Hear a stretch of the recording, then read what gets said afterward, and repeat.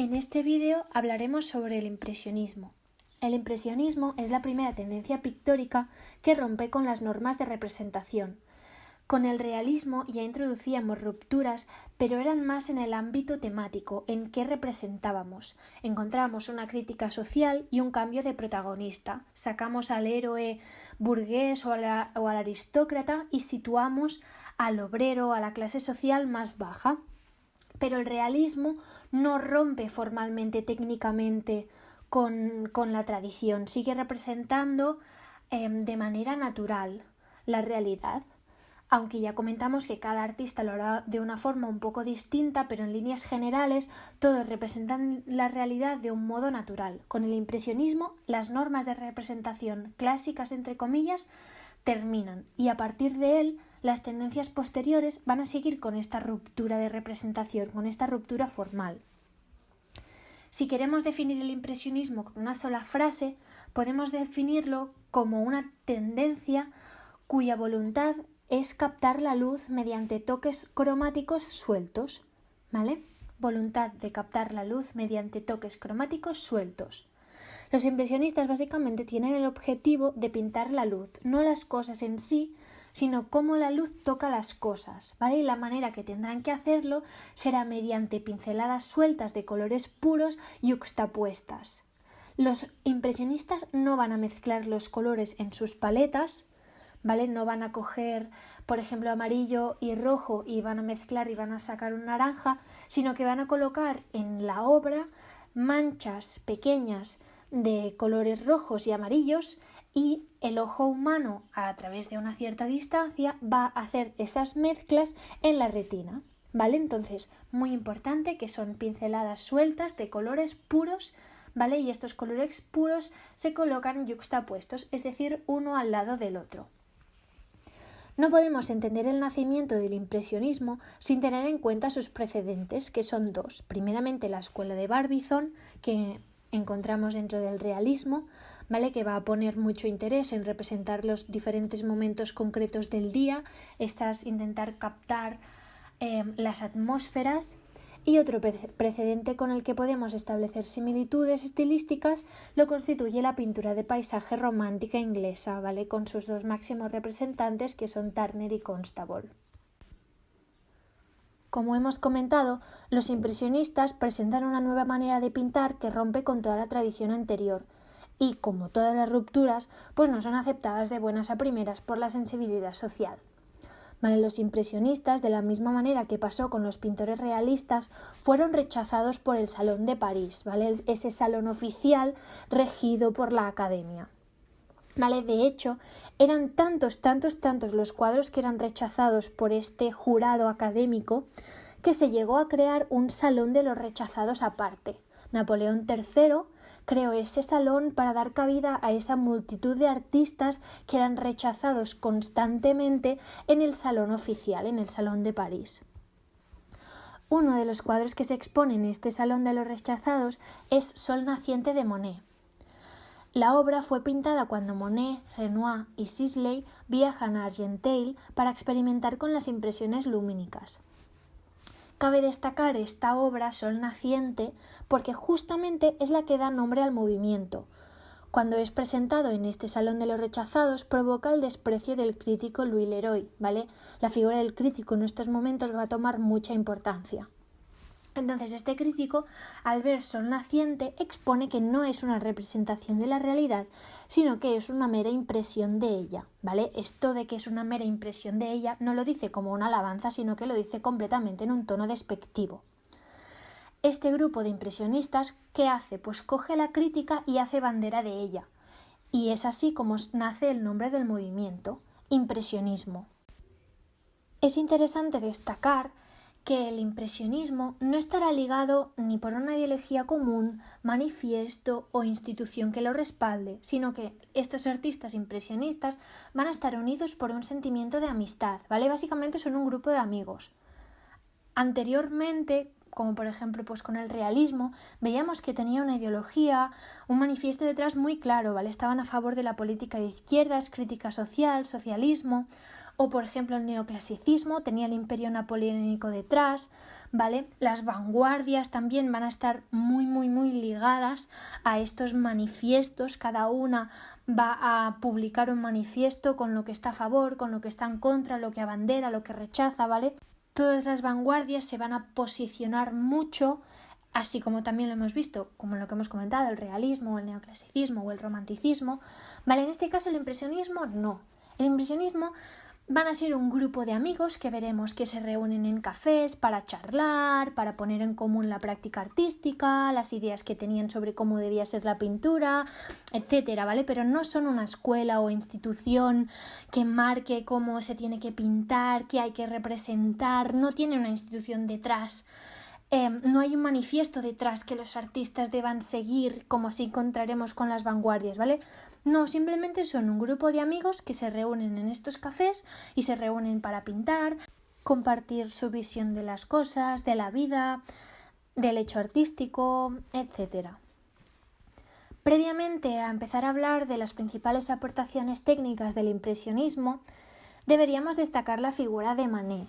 Manet no forma parte del movimiento impresionista en sí, ¿vale? Y tampoco forma parte del movimiento realista, sino que es una figura que encontramos en medio de los dos movimientos y que va a ser fundamental para los artistas impresionistas. Manet formará parte del grupo de artistas que son rechazados por la academia, ¿vale? De hecho, su arte va a ser marcadamente antiacademicista, como podemos observar en su obra más conocida, Almuerzo sobre la hierba. Cuando fue expuesta por primera vez en 1863, escandalizó a los sectores tradicionales ligados a los salones oficiales, ¿vale? Causó un gran escándalo y fue muy polémica, pero, por otro lado, entusiasmó a los innovadores, que no son otros que los impresionistas. Los vínculos entre esta figura de Manet y los impresionistas, que también van a ser antiacadémicos, innovadores, rompedores con la tradición imperante, son muy claros, ¿vale? Pero tenemos que añadir que Manet nunca quiso exponer al lado de los impresionistas. Se cree que es debido a que de esta manera su obra y ruptura personal quedaba más singularizada que no exponiendo al lado de todos los impresionistas, que sí que eran un grupo más, por así decirlo, homogéneo, ¿vale? Entonces, si exponía con los impresionistas, su obra quedaba más difuminada dentro de todo el grupo, de manera que exponiendo solo, su obra era muchísimo más singular. La historia del impresionismo, iniciada en 1874, convirtió París en la capital de la pintura, y desde entonces los artistas dedicaron un periodo de su aprendizaje al estudio de este procedimiento pictórico impresionista. Vamos a detallar, pues, cuál es y en qué consiste este procedimiento pictórico que es tan importante. Las principales aportaciones técnicas de los impresionistas son 6. Las podemos resumir en 6. Primeramente, tenemos que hablar de la teoría de los colores. Está basada en los descubrimientos de Chevreul y Roux. Estos dos científicos marcaban que hay 3 colores primarios y 3 complementarios. Exponen que los colores no existen sino en relación con los colores más próximos. Para ilustrar lo que acabo de decir y que no se quede como una frase tocha teórica, veremos un ejemplo. De la observación de estos dos rectángulos podemos extraer que el cuadrado interior naranja nos parece más claro en contraste con el rosa de fondo, que es más oscuro, y el naranja interior del cuadrado amarillo nos parece más oscuro al estar en contraste con el amarillo más claro, ¿vale? Nos pasa lo mismo en la imagen inferior. Realmente, si quitamos lo que los rodea, ambos cuadrados son del mismo tono. Lo que hace que los percibamos con un tono diferente son los colores con los que están en contraste, con los que están en relación. A través de este contraste entre complementarios, los impresionistas pretendían que el ojo humano percibiera los colores compuestos que ellos no habían mezclado en la paleta. Es decir, y como hemos comentado al inicio, situaban distintos colores yuxtapuestos, uno al lado del otro, pero nunca mezclados, y pretendían que el ojo humano hiciera las mezclas de colores y estas asociaciones de colores que ellos no hacían previamente, ¿vale? Como sí hacía previamente todo el arte que hemos visto hasta el momento, las representaciones realistas, románticas, neoclásicas, renacentistas, barrocas, mezclaban los colores en las paletas y la obra final, la obra resultante, presentaba una continuidad de los colores, no eran manchas de colores sin mezclar, ¿vale? En este momento sí, son manchas de colores puros y yuxtapuestos, no hay mezclas, ¿vale? Esta es una de las mayores rupturas que presenta el movimiento. La segunda aportación técnica es la plasmación de la luz. Hemos comentado a través de Chevreul y Roth los nuevos descubrimientos dentro del cromatismo y la óptica. Otro descubrimiento científico del momento va a exponer que los colores no son inmutables, sino que la incidencia de la luz es lo que determina el color.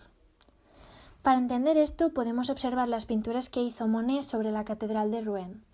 Básicamente el material de la catedral, la piedra con la que fue hecha, es la misma, no varía a lo largo del día, no la cambian, ni a lo largo del día, ni a lo largo del año, ni a lo largo de los siglos, ¿vale? Siempre es gris, por así decirlo.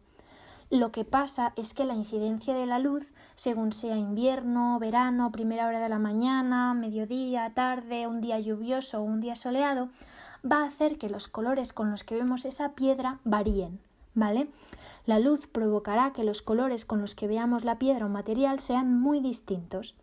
Es así como Monet nos representa la Catedral de Rouen en las distintas estaciones en distintas horas del día y nos da la imagen de una catedral completamente distinta según el tipo de luz que impacta sobre ella.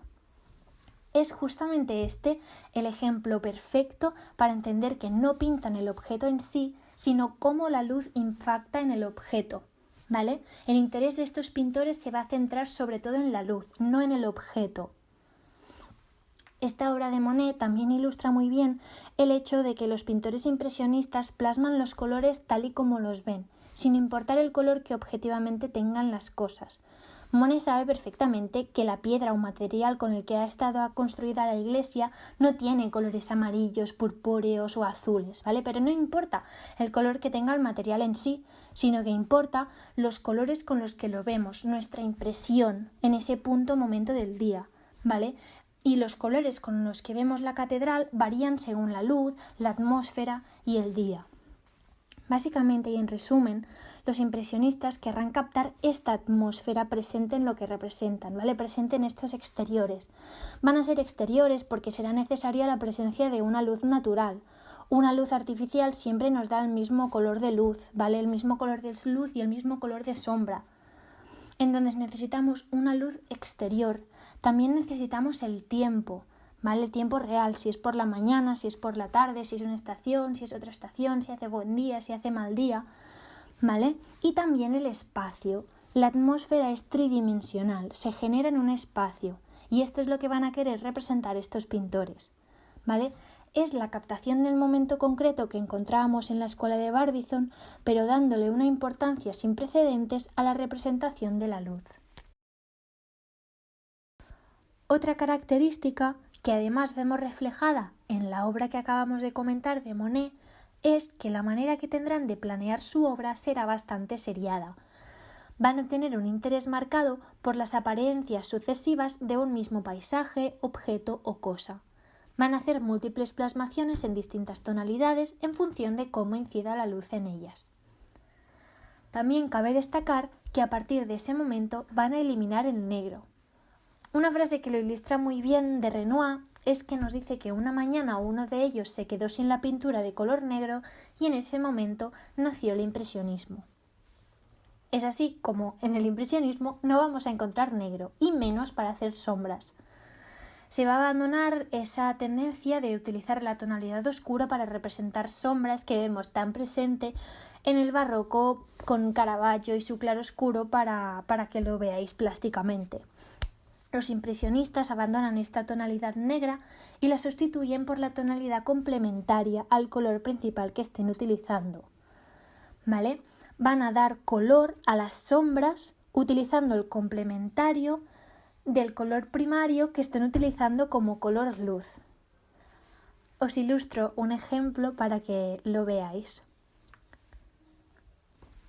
Otra característica que ya hemos ido anunciando es la pincelada suelta. La pincelada impresionista no tiene precedentes, son pinceladas sueltas, perfectamente identificables.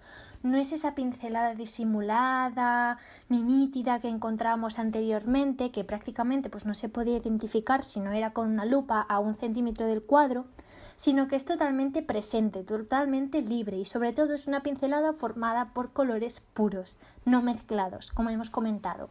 ¿Vale? El artista no realiza mezclas de color en el lienzo, sino que será el espectador el que, al contemplar la obra desde lejos, mezcle en su retina los dos colores puros. Es muy importante destacar que son colores puros y pinceladas sueltas. Finalmente, como última característica, debemos destacar que pintan al aire libre. Ya lo habíamos visto en la escuela de Barbizon con la inclusión de los tubos de pintura que permite a los artistas pintar al aire libre y tener todo ese material a su disposición para la creación artística exterior. En este caso, la pintura al aire libre, la pintura a plein air, será fundamental para estos artistas, para captar la inmediatez del momento, la atmósfera. No harán como los románticos que reinterpretaban la naturaleza en su taller, y por lo tanto la naturaleza resultante no era nunca una naturaleza extraída de una escena de la realidad tal cual, sino que eran composiciones que generaban y modificaban los artistas a su parecer. ¿Vale? Las del romanticismo eran obras muy creadas y muy pensadas. En este caso no. Los impresionistas plasman la pura realidad, ¿vale? Su voluntad es intentar captar ese momento concreto, esa atmósfera. No son obras pensadas, sino que son obras captadas. Para rematar con esta explicación del impresionismo, haremos unas últimas consideraciones. Como hemos comentado, no presentan una teoría estética, no son una escuela, no tienen una ideología o un movimiento detrás. Simplemente son un grupo de amigos que quedan, pintan, discuten sobre pintura, pero no forman un movimiento con una teoría estética, con una ideología, con una filosofía detrás o con una doctrina, como sí hemos visto en movimientos anteriores y como veremos en movimientos posteriores. Los impresionistas estudiarán una nueva manera de pintar, intentarán captar la impresión fugaz, la luz y la atmósfera. Para finalizar, cabe puntualizar una cosa que nos puede resultar obvia, habiendo visto todas las características y la producción impresionista. Se elimina el dibujo y la perspectiva en las obras, en la composición de las obras. Estos artistas no se ponían a dibujar o a hacer un boceto previo antes de llevar a cabo las representaciones. Monet no dibujó la Catedral de Rouen, no estudió la perspectiva de la Catedral de Rouen previamente a hacer sus estudios lumínicos, esta serie que hemos visto, ¿vale?